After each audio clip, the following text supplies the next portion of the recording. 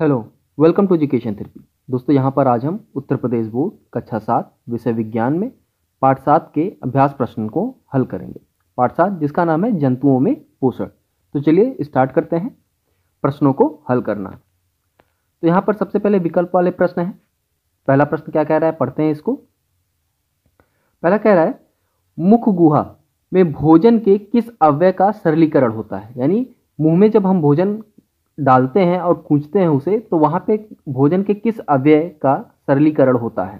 भोजन के कई अवयव होते हैं, जैसे प्रोटीन हो गया, कार्बोहाइड्रेट, वसा, विटामिन, ये सब जो होते हैं भोजन के अवयव हैं, यानी भोजन से हमें प्राप्त होते हैं। तो इनमें से किस अवयव का सरलीकरण होता है मुंह में, तो कार्बोहाइड्रेट का होता है। ठीक है, मुंह में हमारे लार पाया जाता है, उस लार में एंजाइम होता है टाइलिन, उसकी सहायता से कार्बोहाइड्रेट का जो होता है पाचन स्टार्ट होता है। इसके बाद आते हैं हम अगला प्रश्न, भोजन का पाचन पूर्ण हो जाता है। तो भोजन का पाचन कहाँ पूर्ण होता है, छोटी आंत जो स्मॉल इंटेस्टाइन होती है, छोटी आंत के प्रथम भाग में ही पूरी हो जाती है। तो यहाँ पे छोटी आंत हमारा सही उत्तर है। कृंतक दांत का कार्य है, जो कृंतक दांत होता है, दांत 4 प्रकार के होते हैं, तो उसमें से एक प्रकार है कृंतक। तो कृंतक दांत का कार्य क्या होता है, काटने का। जैसे हम रोटी काटते हैं तो आगे वाले दांतों से काटते हैं, तो उसी दांत को हम कृंतक दांत के नाम से जानते हैं। इसके बाद अगला है, लार में पाए जाने वाला एंजाइम। अभी मैंने जस्ट ऊपर ही आपको बताया है लार में कौन सा एंजाइम पाया जाता है, टाइलिन। ठीक है, तो हमारा पहला ऑप्शन सही है। इसके बाद दूसरा प्रश्न देखते हैं, रिक्त स्थान भरने हैं, ऑलरेडी भरा हुआ है पर फिर भी एक बार हम रिपीट करते जाएंगे। मंड का पाचन मुख गुहा में होता है। तो मंड का पाचन कहाँ होता है, मुख गुहा में, यानी मुंह में। ठीक है, कृंतक, रदनक, अग्र चवर्डक और चवर्डक, ये क्या है, ये दांत के 4 प्रकार होते हैं। आमाशय, आमाशय में जठर रस और हाइड्रोक्लोरिक अम्ल का श्रावण होता है। अमीबा अपने भोजन को पदार्थों के द्वारा पकड़ता है। ठीक है, तो ये हो गया हमारा थर्ड क्वेश्चन, जिसमें हमें दोनों स्तंभों का मिलान करना है। तो कार्बोहाइड्रेट, इसमें शर्करा होता है। प्रोटीन, ये एमिनो अम्ल होता है। वसा में हमारा वसा अम्ल या ग्लिसरॉल पाया जाता है। ठीक है, इसके बाद अगले प्रश्न पे आते हैं, प्रश्न नंबर 4, जिसमें सही गलत का निशान लगाना है। तो चलिए इसको देखते हैं। चवर्डक भोजन को काटने का कार्य करता है, तो ये गलत है। चवर्डक भोजन को चबाने और पीसने का कार्य करता है। आमाशय की दीवार से जठर रस का श्रावण होता है, तो एकदम सही है, ये सही ऑप्शन है। पेप्सिन द्वारा कार्बोहाइड्रेट का पाचन होता है, गलत। पेप्सिन द्वारा किसका पाचन होता है, प्रोटीन का। इसके बाद हाइड्रोक्लोरिक अम्ल भोजन के माध्यम को क्षारीय बनाता है। पहली बात, हाइड्रोक्लोरिक अम्ल है तो अम्ल क्षारीय कैसे बनाएगा, तो ये तो गलत हो गया। ठीक है, रेनिन दूध को दही में बदलता है, तो ये ऑप्शन सही है। रेनिन जो है वो दूध को दही में बदलता है और फिर पाचन होता है उसका।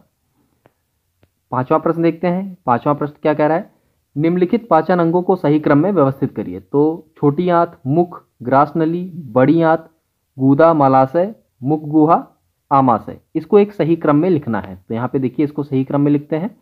पहले मुंह आता है, मुंह के बाद मुख गुहा। ठीक है, मुख गुहा आएगा, उसके बाद ग्रास नली, ग्रास नली से खाना कहाँ जाएगा, आमाशय में। आमाशय से कहाँ जाएगा, छोटी आंत में। छोटी आंत से जाएगा बड़ी आंत में। बड़ी आंत से मलाशय में, और मलाशय से के बाद गूदा में। ये गुहा नहीं है, गूदा है। ठीक है, ये गूदा है। ठीक, गूदा में जाता है, तो ये सही क्रम है। ठीक, इसके बाद आते हैं नेक्स्ट क्वेश्चन पे। प्रश्न नंबर 6 क्या कह रहा है, इसमें कह रहा है कि आहार नाल के कौन कौन से भाग द्वारा निम्नलिखित क्रियाएं संपादित होती हैं। तो इसमें बताना है कि किस भाग द्वारा कौन सा कार्य होता है। तो भोजन को चबाना, ये किस भाग द्वारा होता है, दांतों के द्वारा होता है। जीवाणु नष्ट करना, ये आमाशय में होता है। हाइड्रोक्लोरिक अम्ल जो होता है वो जीवाणुओं को नष्ट करता है। पचे हुए भोजन का अवशोषण, ये कहाँ होता है, छोटी आंत के अंतिम भाग में होता है। सेलुलोज का पाचन कहाँ होता है, सीकम या अंधनाल में। सेलुलोज का पाचन सीकम या अंधनाल। और ये कहाँ किस में पाया जाता है, ये जो घास खाने वाले जीव होते हैं, जानवर होते हैं, उनमें पाया जाता है अंधनाल या सीकम। ठीक है, इसके बाद प्रश्न नंबर 7 क्या कह रहा है, पित्तरस कहाँ बनता है या भोजन के किस घटक के पाचन में सहायक होता है। तो चलिए देखते हैं। पित्तरस हमारा छोटी आंत में बनता है, या भोजन के घटक वसा, प्रोटीन, पॉलीपेप्टाइड, स्टार्च और माल्टोज के पाचन में सहायक होता है। ठीक है, तो ये भी आप जान गए। पित्तरस कहाँ पाया जाता है? छोटी आंत में पाया जाता है। क्या क्या पचाता है ये? वसा, प्रोटीन, पॉलीपेप्टाइड, स्टार्च, माल्टोज, इन सब का पाचन ये करता है। इसके बाद अगला प्रश्न है, आमाशय में स्रावित अम्ल का कार्य बताइए। आमाशय में जो अम्ल स्रावित होते हैं उसका काम क्या है? तो आमाशय में क्या होता है? जठर रस और हाइड्रोक्लोरिक अम्ल ये निकलता है। तो आमाशय की दीवारों से जठर रस का स्राव होता है जिसमें हाइड्रोक्लोरिक अम्ल पाया जाता है। यह अम्ल भोजन के माध्यम को अम्लीय बनाता है जिससे कि भोजन में उपस्थित जो सूक्ष्म जीवाणु हैं वो नष्ट हो जाएं। ठीक है, और भोजन को सड़ने से भी ये बचाता है। इसके बाद अगला प्रश्न, शाकाहारी जंतुओं का आहार नाल की विशेषता बताइए। अब जो शाकाहारी यानी घास खाने वाले जंतु जो होते हैं उनके आहार नाल के बारे में बताना है यहाँ।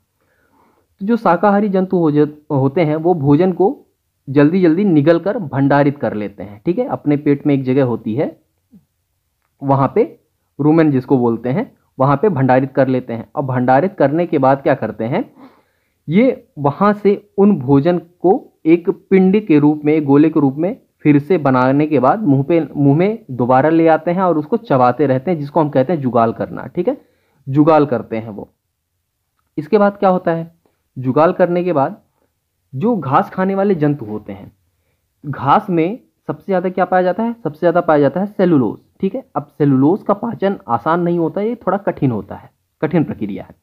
तो इसका पाचन क्या होता है, ये इनकी जो छोटी आंत होती है और बड़ी आंत, छोटी आंत और बड़ी आंत के बीच में एक संरचना होती है, लंबी संरचना होती है जिसको हम अंधनाल या सीकम के नाम से जानते हैं। और यही वो जगह है जहां पे सेलुलोज का पाचन होता है। ठीक है, इसी स्थान पर सेलुलोज का पाचन होता है। तो ये प्रक्रिया होती है जो शाकाहारी या घास खाने वाले जीव होते हैं उनमें पाचन का। इसके बाद कह रहा है, सूक्ष्म जीव अमीबा में भोजन का अंतःग्रहण और पाचन चित्र द्वारा स्पष्ट कीजिए। तो अंतःग्रहण कैसे होता है? देखिए, अंतःग्रहण होता है पदार्थों के द्वारा। ये जो पदार्थ हैं, ये पदार्थ अपनी इच्छा अनुसार ये पदार्थ तैयार कर लेते हैं और भोजन को पकड़ लेते हैं। कपनुपा, जैसे कप होता है ना जिसमें चाय पीते हैं, उस तरह का आकार बनाने के बाद जब उसमें उनका आहार उसके अंदर फंस जाता है तो उसके बाद ये करते हैं, ये पदार्थ इनके खत्म हो जाते हैं और धीरे धीरे उस भोजन का पाचन कर लेते हैं। ठीक है, चलिए इसके बाद यहाँ पे आपके जितने भी प्रश्न थे ये सारे हल हो चुके हैं। फिर भी अगर कोई चीज़ नहीं समझ में आई है, कहीं कोई डाउट है, तो आप कमेंट बॉक्स में पूछ सकते हैं। तो चलिए आज के लिए बस इतना ही, मिलते हैं नेक्स्ट वीडियो में, तब तक के लिए धन्यवाद।